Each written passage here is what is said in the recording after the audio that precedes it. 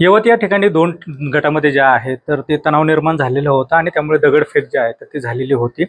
या यवत या ठिकाणी जर बघितलं तर अहिल्यानगरचे आमदार संग्राम जगताप यांची एक दिवस अगोदर सभा देखील पार पडलेली होती. थेट त्यांच्याशी बोलणार आहोत.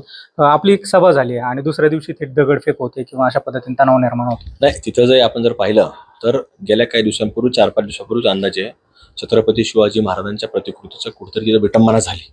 अशा प्रकारचा पोलिसांनी कायदेशीर गुन्हा देखील दाखल केला आणि पोलीस प्रशासनाकडून सांगण्यात आलं की आम्ही आरोपी देखील अटक केला आहे आणि तिथे योग्य रीतीनं शांततेमध्ये एक सभा पार पडली.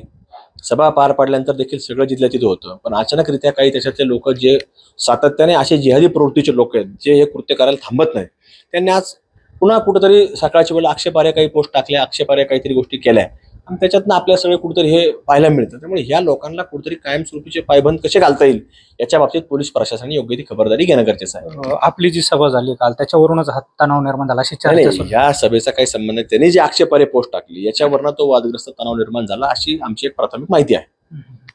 आपण नेमकं काय आवाहन कराल समाजाला, कारण अशा पद्धतीने हिंसा नाही, जे काही आमचे सकल समाजाचे बांधव असतील, आमच्या भगिनी असतील, त्यांना आमची इकडेच विनंती राहील की आपल्या प्रशासनाला सहकार्य करा. ज्याचं काही कोणी चुकीचं करत असेल त्याच्या बाबतीमध्ये पोलीस प्रशासनाकडे आपण तक्रार द्यायची करावी. हे होते आमदार संग्राम जगताप. यांनी म्हटलं आहे की ज्या ठिकाणी चुकीची गोष्ट जर घडत असेल तर पोलिसांकडे तक्रार जी आहे तर ती रितसर पद्धतीने करावी. कॅमेरा पर्सन प्रसाद सह सुनील बोंगळे, एबीपी माझा, अहिल्यानगर. एबीपी माझा, उघडा डोळे बघा नीट.